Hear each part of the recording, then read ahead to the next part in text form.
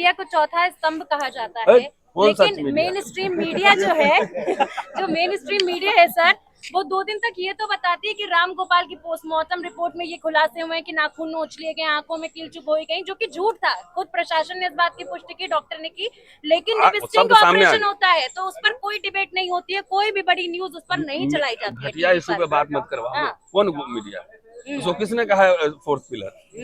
सरकार ने सर्टिफिकेट दिया है, आम जनता ने सर। नहीं 1 मिनट, सरकार ने सर्टिफिकेट दिया है कि अपने मुंह मियां मिट्टू कि हम फोर्थ पिलर है, फोर्थ पिलर। वो अगर फोर्थ पिलर है तो दलाल पिलर है। अच्छा। और ये भारत में बहुत रहा है, बहुत पहले से भी रहा है, इसमें हमारा काम भी है, और इस समय कुछ ज्यादा ही बढ़ चढ़ के ये आ गया है। तो फोर्थ पिलर बोलो दलाल पिलर है, और उस पर एक्शन क्यों नहीं हो रहा है? या आप जो हेटरेट फैला रहे हैं, जो उन्माद फैला रहे हैं कि नाखून निकाल लिया और ये कर दिया वो कर दिया, वो तो क्रिमिनल एक्ट है। तो पुलिस और सरकार उस पर एक्शन क्यों नहीं ले रही? क्यों? क्योंकि सरकारी प्रोटेक्शन है, पैसा मिलता है, हुआ करने के लिए पैसा मिलता है। 2-4 हजार रुपया लेके कुछ मौलाना लोग भी बैठे रहते हैं वहां पर। मैं भी जाता था ना, पैनलिस्ट था, अब नहीं जाता मैं, बोले आप लोग यूट्यूब पे बोल देते, उतने में काम चल जाता है। हम ये सब वहां जाए क्या करें फालतू जगह पे।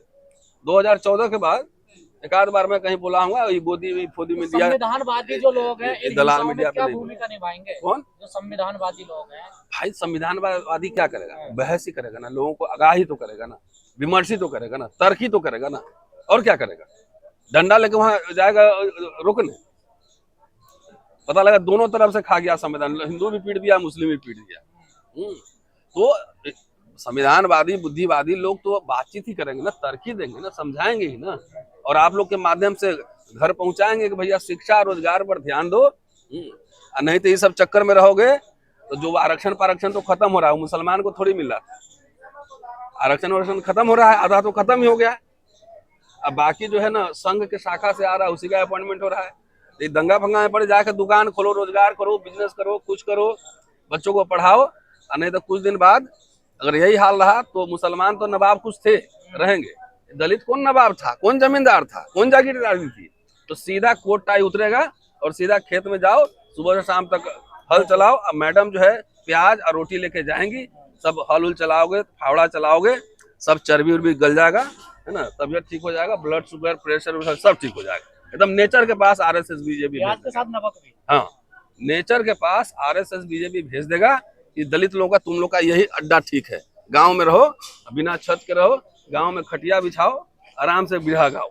आपके साथ नलिनी, जिस प्रकार से आए दिन बहराइच हिंसा मामले में अलग अलग खुलासे हो रहे हैं, वहीं अब एक वीडियो सोशल मीडिया पर तेजी से वायरल हो रहा है, जो कि 14 अक्टूबर का है, जहां आरोपियों के साथ साथ इस हिंसा की घटना के दौरान पुलिस वाले भी नजर आ रहे हैं। इसी पर चर्चा के लिए मेरे साथ इस वक्त मौजूद हैं प्रोफेसर रतन लाल जी। सर, जैसा कि मैंने इंट्रो में ही बता दिया कि वीडियो जो वायरल हो रहा है उसमें जो दंगाई है, उनके साथ साथ पुलिस वाले भी साथ साथ चलते हुए नजर आ रहे हैं।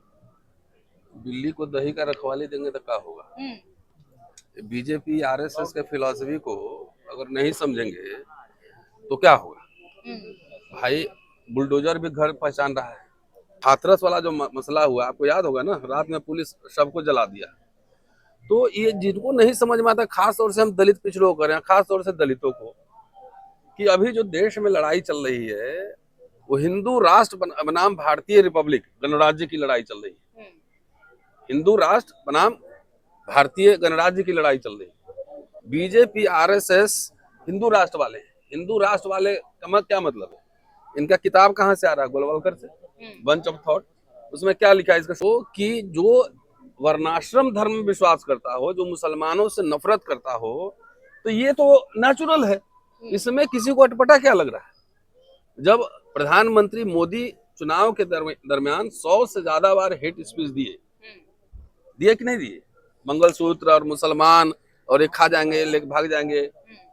तो उस समय ये पंगु चुनाव आयोग नोटिस किसको दिया? वो बीजेपी के अध्यक्ष को नोटिस दिया। क्या प्राइम मिनिस्टर को नोटिस दिया? ये चुनाव आयोग है कि चुनाव आयोग है? पब्लिक को चुना लगा रहा है। तो नोटिस दिया बीजेपी के अध्यक्ष को, जेपी नड्डा, और प्रधानमंत्री लगातार बोलते रहे। योगी सीधा हेट स्पीच देते हैं। तो जब स्टेट ही का, राज्य का स्वरूप ही ऐसा है, तो पुलिस तो उनके इशारे पे ही काम करेगी ना। इसमें कंफ्यूजन किसको है? मुझे तो एकदम कंफ्यूजन नहीं लग रहा है। लेकिन सबसे जो इम्पोर्टेंट इस मामले में जो हमने देखा, एक वीडियो और वायरल हो रहा था कि भाई एक लड़का, कौन मिश्रा है, नाम भूल गया मैं, गोपाल मिश्रा चढ़ के झंडे उतार रहा है, वहां से हरे झंडे या भगवा लहरा रहा है। आप बताइए, ब्राह्मण इस भारतीय समाज में शीर्ष पे रहे ना, ज्ञान देते रहे हैं, ऋषि मुनि रहे हैं। आजादी के बाद 40 साल तक ब्राह्मणों की सत्ता रही, दलित मुसलमानों ने वोट दिया, ब्राह्मणों को ही वोट दिया ना। आरएसएस की एक धारा थी, एक सेकुलर धारा भी थी। तो कांग्रेस जो है 40 साल शासन की ना, दलित मुसलमान ने वोट दिया, ब्राह्मण प्रधानमंत्री बनाया। मुसलमानों तो नहीं कहा कि मुझे बनाओ पीएम, दलितों ने नहीं कहा पीएम बनाओ।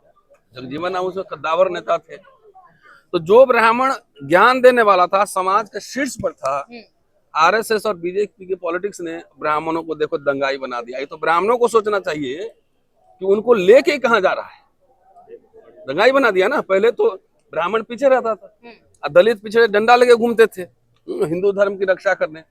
हिंदू धर्म के ठेकेदार के बच्चे ऑक्सफोर्ड, कैम्ब्रिज, हार्वर्ड पढ़ते हैं, है ना, इंडस्ट्री चला रहे हैं, और दलित पिछड़े डंडा लेके हिंदू धर्म की रक्षा करने जाते हैं।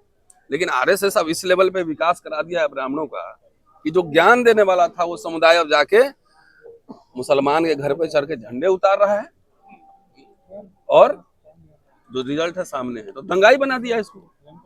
भाई मुसलमान के वोट से ही ब्राह्मण इस देश में प्रधानमंत्री बना। आरएसएस ने जैसे उसको एंटी मुस्लिम कर दिया, तब ब्राह्मण प्रधानमंत्री बनने का सोच भी नहीं सकता है ना। 1-2 टिकट के लिए सब पार्टी में एडजस्टमेंट करता रहता है। तो जो ज्ञान देने वाला था, जो बांटने वाला था, अब सुदामा बना दिया मांगने वाला। जाके देखिए, चाहे आरजेडी हो, चाहे सपा हो, बसपा हो, सब में टिकट ही तो मांग रहा है। मोदी जी एजेंडा सेट कर रहे हैं ना। ये बात अलग है कि आरएसएस का एजेंडा दूसरे तरीके से चल रहा है, हिंदू राष्ट्र बनाने का। तो हिंदू राष्ट्र जब बन जाएगा तो उसमें ब्राह्मण भी दंगाई बनेंगे, खाली दलित पिछड़े नहीं बनेंगे। दुख नहीं, हम समीक्षा कर रहे हैं। यही तो दिक्कत है कि जो ब्राह्मण अपने आप को ज्ञान देने वाला कह रहा था, अब दंगे में जा रहा है। तो ये सोचो, ये ब्राह्मण समाज समझे ना। मुझे दुख नहीं, ब्राह्मण समाज समझे ना कि उनके बच्चे क्या सीख रहे हैं व्हाट्सएप यूनिवर्सिटी में। जी, मरने वाला भी ब्राह्मण था। दोनों आरोपी जो स्टिंग ऑपरेशन में दिखाई दे रहे हैं वो भी ब्राह्मण है सर। तो वही तो मैं कह रहा हूँ ना। हाँ।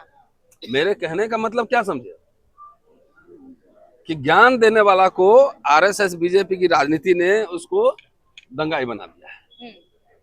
ये तो ब्राह्मण समाज को इस पे चिंतन मनन करना चाहिए। सर्व ब्राह्मण समाज जो मीटिंग होती है ना, उस पे इस पे चर्चा कर रहे हैं कि आज तो मान लो कि वो लोअर मिडिल क्लास का आदमी होगा, बहुत अमीर घर का नहीं होगा, ठीक है, गरीबी है ना। तो अभी तो ये लपटे जो हैं कहाँ कहाँ बढ़ेंगी कौन जानता है। रोज व्हाट्सएप यूनिवर्सिटी में आप नफरत परोस रहे हो, और वो तो खाली थोड़ी कि गांव का देख रहा है, वो तो अमीर भी देख रहा है। तो ये लपट जब अमीर ब्राह्मणों पे, बड़े लोगों पे पड़ेगी, तब उनको हिंदू राष्ट्र का मतलब समझ में आ जाएगा। जी, कहा जा रहा है कि एक रहोगे, नेक रहोगे, बटोगे तो कटोगे, उसी का रिजल्ट क्या बहराइच है क्या ये? अगर देखिए तो रिजल्ट है ना, बटोगे कटोगे तो हो रहा है खेल। ये तो देखिए, दिल्ली शहर पे मान लो कि एटम बम गिरेगा, तो थोड़े कि 4 घर चोर पहचानेगा कि नहीं इसको, इसमें नहीं गिरना है हमें। वो तो मस्जिद भी टूटेंगे, मंदिर भी टूटेंगे, सबके किले फतह होंगे। तो उसी तरह इस मैं तो इतिहास थोड़ा बहुत पढ़ाता हूँ। जब सांप्रदायिक माहौल बनता है, दंगे होते, तो उसकी लपटें कहाँ कहाँ जाती हैं, और सबसे ज्यादा उसकी विक्टिम जो है आप देखिएगा महिलाएं और बच्चे होते हैं सर, है ना। सुन लीजिए पहले तो, ये जो माहौल आप बना रहे हैं, देखिए एक कहावत है, किसी को इतना मत दबाओ कि दीवार में चिपक ही जाए। दीवार में जब चिपक जाता है तो फिर उसके पास पीछे जाने का जगह नहीं होता, तो उस सीधे जो ना टक्कर मारता है। तो इतना आप घृणा फैला दोगे, और भी राज सत्ता के संरक्षण में, तो अल्टीमेटली होगा क्या? अल्टीमेटली जो आप रोपोगे वही पाओगे। धान रोपेंगे, आप सोचेंगे कि उसमें से गेहूं निकले, इसे थोड़ी होता है। बबूल रोपेंगे तो आम निकलेगा। जो माहौल बनाओगे, तो देख लिए रिजल्ट सामने है। वो दलित पिछड़े की खाली थोड़ी दंगा में जाएंगे, अब तो ब्राह्मण लोग भी जा रहे हैं दंगा में। हाँ सर, वही दिल्ली में दंगे हुए तब दलित नजर नहीं आए, अब बहराइच में हुए तो वहाँ भी दलित। तो क्या दलित अब समझ रहा है, जागरूक हो रहा है क्या? नहीं, वो तो हो ही रहा है, उसमें आप लोग का बड़ा कंट्रीब्यूशन है। थोड़ा सा इस लेवल पे तो जागरूक होना ही चाहिए। बाकी जिनको जो करना है, मरने वालों की गिनती अब दलितों की नहीं आ रही है सर। अरे अब कितना आ रही है नहीं आ रही वो अलग बात है, लेकिन चलिए कम से कम ये समझ में आ जाए कि तुम्हारे लिए बाबा साहब ने क्या कहा था कि मंदिर जाने से आपका उद्धार नहीं होगा। आप अपना ध्यान जो है ना शिक्षा और रोजगार पर केंद्रित करिए, अध्ययन पे केंद्रित कीजिए। सवाल यह है कि हमारे दलित नेता भी आजकल शिक्षा रोजगार पे नहीं बोलते हैं, खाली हुआ करते हैं।